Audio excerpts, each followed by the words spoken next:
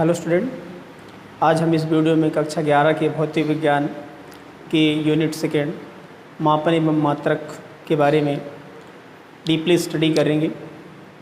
तो आज हम इस वीडियो में जो हमारा टॉपिक होगा, सबसे पहला टॉपिक तो हमारे पास जो है, हम इसको पैटर्न से समझेंगे।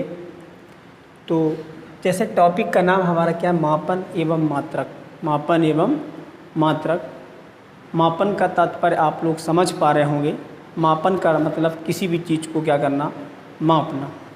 तो प्रश्न ये उठता है कि हम भौतिक विज्ञान में मापन करेंगे किसका, ठीक है ना। हम भौतिक विज्ञान में किसी भी चीज़ का, किस चीज़ का हम मापन करेंगे। तो आंसर है, हम चूँकि पढ़ रहे हैं भौतिक विज्ञान, और भौतिक विज्ञान में हम अध्ययन करते हैं प्रकृति का, है ना। तो हम जो मापन करेंगे वो मापन करेंगे भौतिक राशियों का। तो सबसे पहले हमें जानना आवश्यक होगा कि भौतिक राशि क्या होती है, ठीक है। तो हम सबसे पहला जो हम चीज़ जानेंगे वो हम जानेंगे क्या, भौतिक राशि, ठीक है ना। तो हमारा जो नाम, सबसे पहले हम जो टॉपिक पढ़ेंगे वो टॉपिक जानेंगे भौतिक राशि। क्या होता है भौतिक राशि, आइए समझते हैं। तो भौतिक राशि का मतलब होता है प्रकृति। हम पढ़ रहे हैं भौतिक विज्ञान, भौतिक का मतलब होता है बाह्य स्वरूप। किसका बाह्य स्वरूप, प्रकृति का बाह्य स्वरूप, है ना। तो प्रकृति की वो सारी विशेषताएं, प्रकृति की वो सारी विशेषताएं जिसको हम माप सकते हैं वो कहलाता है क्या, भौतिक राशि। क्या कहलाता है, भौतिक राशि। जिसको भी हम माप सकें वो क्या कहलाएगा, भौतिक राशि कहलाएगा, ठीक है। जैसे मेरे पास एक रस्सी है, उस रस्सी को मैं माप सकता हूँ, उस रस्सी की लंबाई को मैं क्या कर सकता हूँ, माप सकता हूँ। तो रस्सी की लंबाई कैसी हुई, रस्सी नहीं, रस्सी की लंबाई, लंबाई कैसी हुई, भौतिक राशि हुई। मैं अपना द्रव्यमान नाप सकता हूँ, मैं कितना अपना केजी माप सकता हूँ, तो मैं द्रव्यमान भी कैसा हुआ, भौतिक राशि हुआ, ठीक है। मैं क्या नाप सकता हूँ, मैं कमरे का तापमान माप सकता हूँ, तो तापमान भी कैसी राशि हुई, भौतिक राशि हुई, ठीक है।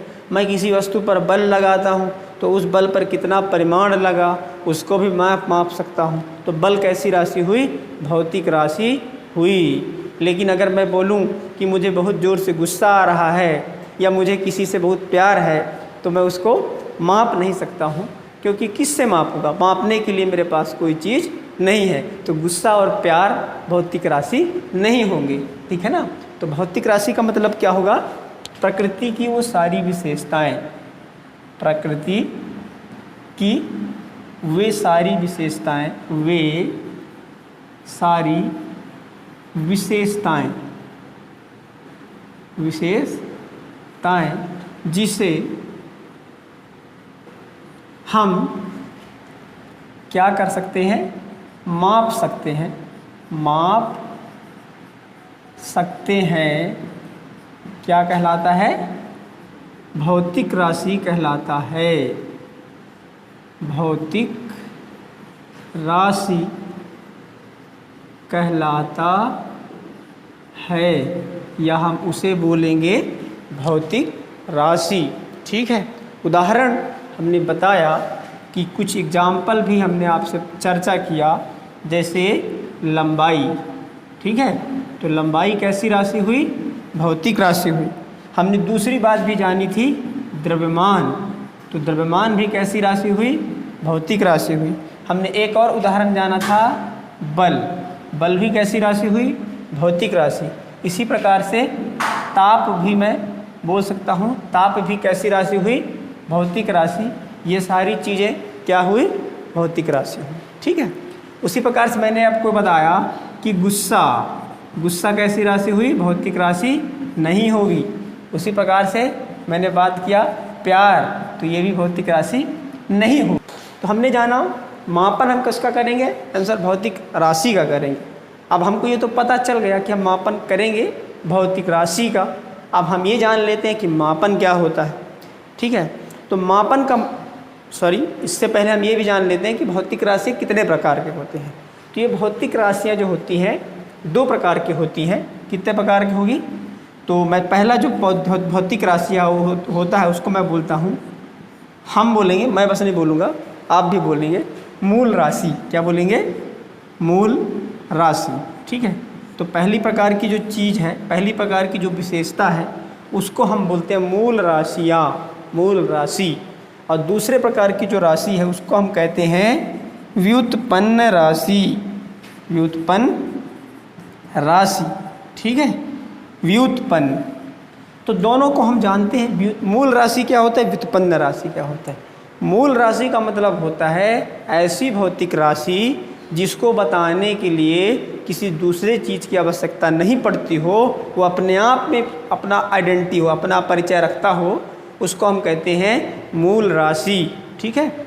उदाहरण के लिए हम समझ सकते हैं कि मैं आपको एक इतना बड़ा मतलब कुछ लंबाई का धागा देता हूँ, धागा, सिलने वाला धागा, और मैं आपको छोटा सा इत्तू सा छोटा सा गोला देता हूँ लोहे का।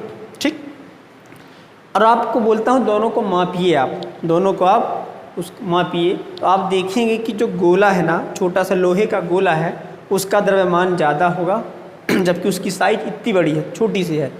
जबकि जो धागा है, धागा का जो द्रव्यमान होगा बिल्कुल कम होगा, बिल्कुल कम होगा, जबकि उसकी लंबाई बहुत बड़ी है। मतलब दोनों चीज़ें अलग अलग हैं। मतलब धागे के पास जो चीज़ है उसका नाम कुछ दूसरा है, और जो उस छोटे से लोहे के टुकड़े के पास था उसके पास कुछ दूसरी प्रकार की विशेषता है। ठीक है। तो धागे के पास जो विशेषता है उसको हमने नाम दिया लंबाई, और जो लोहे के पास जो विशेषता है उसको हमने नाम दिया द्रव्यमान। तो लंबाई और द्रव्यमान एक दूसरे से अलग अलग है, एक दूसरे से स्वतंत्र हैं।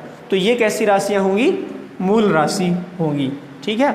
तो हमने क्या जाना कि मूल राशि वे राशियाँ होती हैं जो कि अपने आप में स्वतंत्र होती हैं, जिनको व्यक्त करने के लिए किसी अन्य राशियों की आवश्यकता नहीं होती है, वो स्वयं अपने आप परिभाषित हो जाते हैं, उनको हम कहते हैं मूल राशि। उदाहरण के लिए मैं बता सकता हूँ आपको, मैंने एक उदाहरण बताया आपको, द्रव्यमान। तो द्रव्यमान कैसी राशि होगी? मूल राशि होगी। दूसरी चीज़ मैंने बताई आपको लंबाई, तो लंबाई भी कैसी राशि होगी? मूल राशि होगी। इसी प्रकार से मैं आपको समय भी बोल सकता हूँ, समय का भी मापन। समय को मापने के लिए मैं सिर्फ बोलूँगा, घड़ी देखूँगा, बोलूँगा, टाइम बता दूँगा, तो सेकंड समय भी क्या हुआ? मूल राशि हुआ। ठीक है। एक दूसरी प्रकार की राशि होती है जिसको हम बोलते हैं व्युत्पन्न राशि, और इसको बताने के लिए हमें मूल राशियों की आवश्यकता पड़ती है, इसको अकेले नहीं बता सकते हैं। ठीक है, कि व्युत्पन्न राशि क्या होता है। तो व्युत्पन्न राशि को बताने के लिए हमको आवश्यकता पड़ती है किसकी? मूल राशि की, और उसको हम बोलेंगे व्युत्पन्न राशि। उदाहरण के लिए मैं आपसे बोल दूं कि जैसे हमारे कक्षा है या तो हमारे घर का आंगन है, उस आंगन का हमें क्षेत्रफल निकालना है। तो क्षेत्रफल निकालने के फार्मूला आपने मैथ्स में पढ़े होंगे, लंबाई गुणे चौड़ाई, पाई आर स्क्वायर, अगर सर्कुलर शेप में है तो। ठीक है। तो क्षेत्रफल बताने के लिए हमें ज़रूरत किसके पड़ेगी? आंसर, क्षेत्रफल का सूत्र होता है लंबाई गुणे चौड़ाई। ठीक है। तो हमें क्षेत्रफल बताने के लिए किसकी आवश्यकता पड़ी? लंबाई की आवश्यकता पड़ी, जो कि एक मूल राशि है। बिना लंबाई को बताए हम क्षेत्रफल को बता नहीं सकते हैं, अतः क्षेत्रफल कैसी राशि हुई? व्युत्पन्न राशि। इसी तरह से मैं आपको हम बोल सकते हैं घनत्व। घनत्व याद रखिए, घनत्व, घनत्व का सूत्र क्या होता है? द्रव्यमान बटे आयतन। तो द्रव्यमान बटे में क्या? आयतन। तो यहाँ पर घनत्व को बताने के लिए हमें किसकी आवश्यकता पड़ रही है?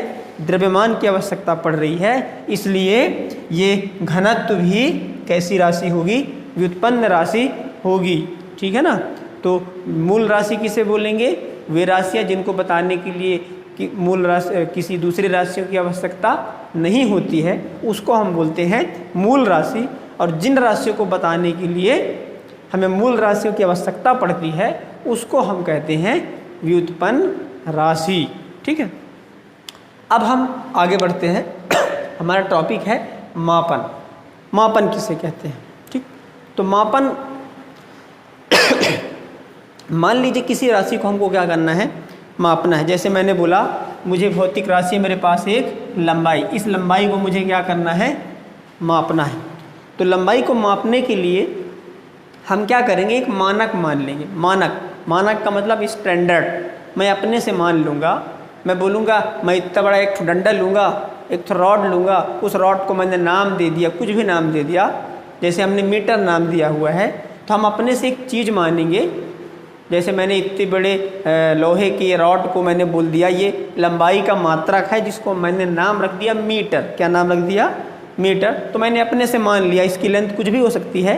पुराने ज़मानों में हम हाथ से मापते थे, 1 हाथ 2 हाथ, अंगुल से मापते थे, बित्ता से मापते थे। तो हम कुछ भी अपना एक मानक ले सकते हैं और उस मानक से उस भौतिक राशि का क्या कर देंगे, तुलना कर देंगे। क्या कर देंगे, जैसे मैंने मुझे इस वाइट बोर्ड का चौड़ाई मापना है और इसका स्टैंडर्ड मैंने मार्कर बोल दिया, इसको मैं बोल दिया करूँगा 1 मीटर। मैंने इसका नाम रख दिया, फॉर एग्जांपल मैंने इसका नाम क्या रख दिया, 1 मीटर। तो मैं इस वाइट बोर्ड को ऐसे इससे क्या कर दूँगा, कंपेयर कर दूँगा। तो जो भी आएगा आंसर वो इस वाइट बोर्ड का क्या हो जाएगा, चौड़ाई हो जाएगा। ठीक है ना। तो मापन का मतलब बेसिक सी बात ये होती है कि मापन का मतलब क्या होगा, किसी भौतिक राशि का उस किसी मानक से क्या कर देना, तुलना कर देना, क्या कहलाता है, मापन कहलाता है। ठीक है ना। ठीक बच्चे लोग, हमने क्या जाना, मापन। तो मापन की परिभाषा मैं यहाँ पे लिख दिया हूँ। ठीक है। तो मापन की परिभाषा हमने क्या बताई, क्या लिख सकते हैं, हमने क्या बोला कि जिस भौतिक राशि का, किसी भी भौतिक राशि का किसी मानक से क्या करना, तुलना कर देना, क्या कहलाता है, मापन कहलाता है। हमने उदाहरण जाना हुआ था, तो मैंने ये मापन की परिभाषा लिखी हुई है। इसी प्रकार से मात्रक, जिस किसी भौतिक राशि का जिस मानक से हम तुलना करते हैं, जैसे मैंने उदाहरण दिया था कि मार्कर से मैं इस वाइट बोर्ड की क्या मापूंगा, चौड़ाई मापूंगा, तो उसके लिए उसका क्या कहलाया जाएगा, वो मात्रक कहलाया जाएगा। ठीक है। तो जिस भौतिक राशि का किसी मानक से जिस मानक से हम तुलना करते हैं, उस मानक हम उसका क्या बोलेंगे, मात्रक बोलेंगे। और ये जो मात्रक होते हैं 2 प्रकार के होते हैं, मूल मात्रक और व्युत्पन्न मात्रक। ठीक है।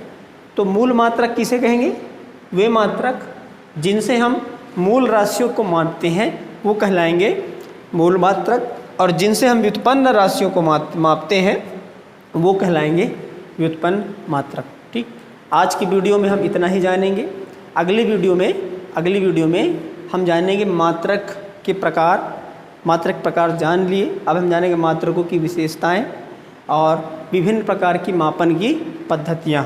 ठीक है। अगर आपको ये वीडियो पसंद आया हो तो मेरे चैनल को लाइक करें, सब्सक्राइब करें और बेल आइकन घंटे को दबाएं ताकि अगली वीडियो आपको प्राप्त हो सके।